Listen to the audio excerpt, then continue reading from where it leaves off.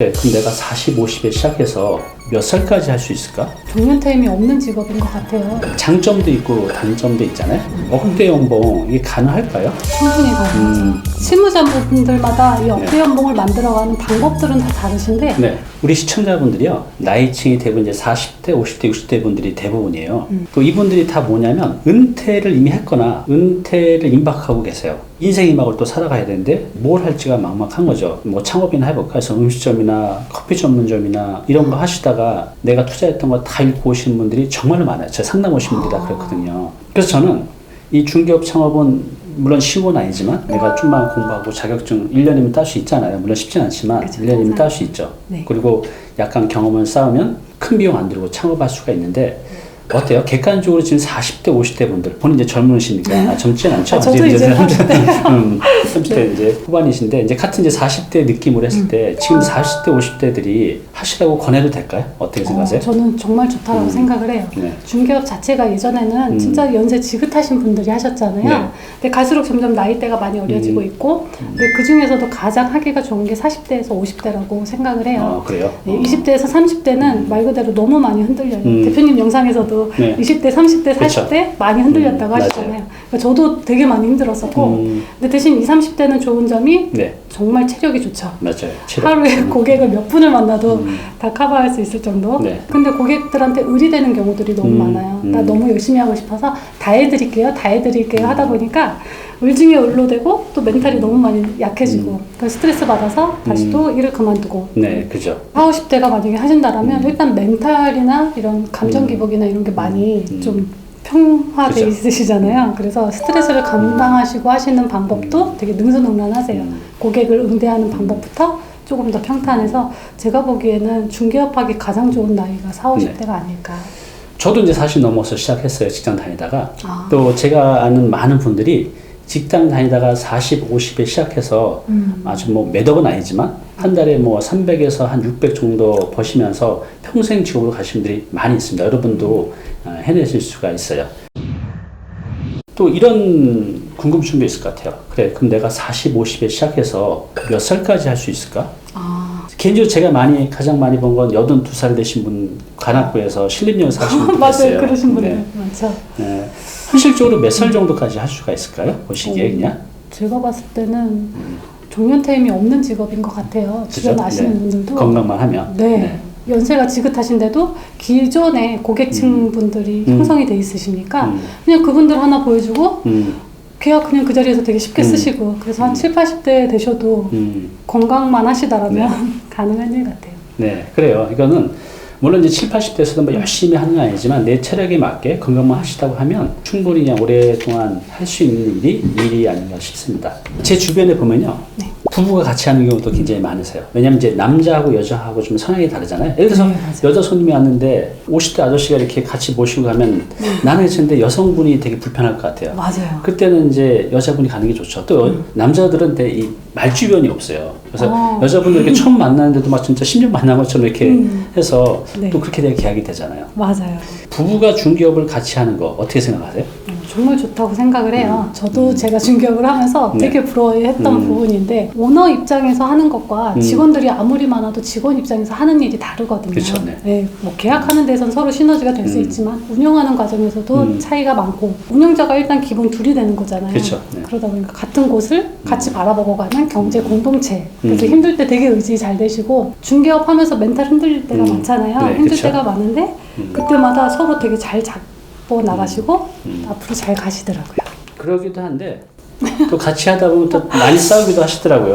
네, 맞아요. 그죠? 네. 제가 처음에 오픈을 도와드린 부부 한 커플이 계셨는데 이분들이 되게 사이가 좋으셨어요. 처음에 오셨을 때는 그래요? 이렇게 서로 좋으실 수 있나? 근데 네. 6개월 동안 싸우시는데 저러다가 가족관계 끊어지는 거 아닌가라고 생각될 정도로 네. 근데 딱 그 시기를 넘으니까 이제는 고객이 딱 들어오면 눈빛으로 서로 그죠? 업무 분담이 네. 끝나시더라고요. 맞아, 이게 이제 처음이다 보니 손발이 잘 안 맞고 뭐 네가 잘했니 내가 잘했니 이러다가 이제 싸우고 하는데 이런 이제 과정이 좀 이제 필요한 것 같아요. 제가 아신 분은 남편이 그 컴퓨터 관련 회사를 다녔어요. 그래서 인터넷도 잘하시고 회사 다니면서 마케팅 공부를 했어요. 그래서 아내분은 그때 자격증을 따두고 그래서 창업해가지고 아내분은 본인 이름으로 이제 자격증 걸고 손님 응대 참 잘하시고 남편은 컴퓨터로 마케팅해가지고 고객들 막 유입시키시고. 와, 심하시다. 그래가지고 지금 뭐 3분에 사시는데 엄청나게 버세요. 그런 분들이 있는 거죠. 대단하시네요. 자, 그러면 이제 다시 돈 얘기로 들어와서 우리가 다 먹고 사는 게 돈이 문제인 것 같아요. 그러면 이 공인중개사 자격증 취득 후에 부동산 중개업으로 우리 이제 억대 연봉 하잖아요. 얼마나 부러워요.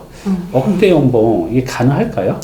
네, 충분히 가능하죠. 실무자분들마다 이 억대 네. 연봉을 만들어가는 방법들은 다 다르신데 네. 지금도 현재 되게 상당수 많은 분들이 억대 연봉을 물론 이제 그러지 못한 분도 있지만 제 주변에도 보면요 억대 연봉을 벌어가시는 분들이 정말 많이 있어요. 사장님 말고도 이제 거기서 직원으로 오셨다 했잖아요. 그러니까 실장 내지 이제 남자는 뭐 부장님, 과장님이라고 호칭하는데 그런 분들도 억대 연봉을 받는 분들이 많이 있습니다. 여러분도 이제 해낼 수 있어요. 자, 그러면 이미 이제 하고 있는 분 말고 이제 40, 50대 자격증을 이제 취득해서 회사 나왔어요. 그래서 중개업을 이제 차렸습니다. 이제 물론 차려가지고 그냥 열심히 하는 게 아니라 이제 방법을 좀 배워야죠. 그래서 지금 이 대표님 통해서 이런 중개업에 대한 여러 가지 기법을 이제 배웠어요. 그러면 한 몇 년 정도 안에 억대 연봉에 진입할 수 있을까요? 뭐 상은 좀 다 다르겠지만 대체로. 통상 억대 연봉으로 가는 과정이 한 1년 정도는 최소 잡아야 된다고 1년? 생각을 해요. 네.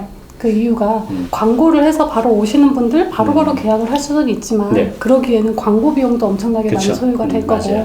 그래서 큰 돈을 벌기 위해서는 그때 저한테 공인중개사 하라고 했던 분도 그렇고 거의 입소문 그 한 번 했던 분들이 다시 그쵸. 오고 그렇죠. 그리고 한 번 했던 분들은 금액이 또 커져서 오시죠. 맞아요. 네, 처음에는 100만 원짜리 하시던 분이 4,500짜리 찾으러 오시고 그 과정이 한 1년 정도 소요된다고 생각합니다. 그러니까 이제 단순히 공인중개업을 하면서 공인중개사, 변호사, 법무사처럼 이것도 분명히 전문 직종이거든요. 근데 그분들이 또 왔을 때는 이분이 신뢰할 수 있는 전문가로서 느끼기 때문에 또 오셨을 거 아니에요. 단순히 친절해서만 이건 아니겠죠, 그죠? 네. 친절은 기본이고, 신뢰할 수 있고, 정말 전문가일 때 또 이제 찾아오실 것 같아요. 네, 저도 이제 부동산 중개업을 하면서 직원부터 일을 하고 또 조그만 중개업소 아까 그 500만 원짜리 에서 사장으로도 일을 하고 조금 이제 넓혀서도 하고 중개법인도 했었어요, 아주 크게. 그래서 저도 이제 경험이 이제 많은데 이 부동산 중개업 장점도 있고 단점도 있잖아요. 장점을 한 3가지 뽑으면 어떤 장점이 있을까요? 네, 제가 생각하는 장점은 네. 첫 번째 사회 각계각층의 사람들하고 친분을 쌓을 수 있다는 맞아요. 거예요. 많은 분들을 만나게 되죠, 여기서. 네. 뭐 변무사, 변호사, 뭐 또 투자자 돼서 주변에 진짜 다양한 계층을 만나는데 그게 다 기회인 것 같아요, 그죠? 네, 맞아요. 그게 다 기회고 이분들을 제가 어디 가서도 만날 수가 그쵸. 없잖아요. 네. 거의 사람들이 자기하고 비슷한 수준의 사람들하고 만나다가 맞아요. 일생이 끝나기 마련인데 네. 중개업을 하다 보면 저 같은 경우는 유명 아티스트분하고도 만나게 되고 연예인분들, 사회 지도층이라고 할 정도로 되게 유명한 회장님도 만나게 되고 맞아요. 하면서 되게 여러 가지를 배울 수 있었던 것 같아요. 저도 연예인 만나본 적이 아, 있거든요. 그래요? 정말 희한해. 내가 이 일 안 했으면 어떻게 그분을 만나겠어요? 맞아요.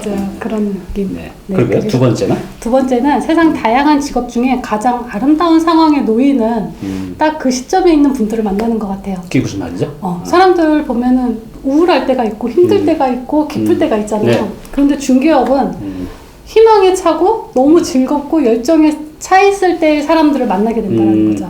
제가 법무 일을 할 때는 법원 앞에서 이제 상담을 할 때도 있었는데 그때 보면은 저 사기당했어요. 사건 사고로. 네, 저 돈 떼였어요. 뭐 이혼할 거예요. 그럼 이분들의 얘기를 들어야 제가 소장을 쓰고 사건을 진행하잖아요. 그럼 그걸 다 쓰고 나면 제가 되게 우울한 거예요. 너무 힘든 거죠.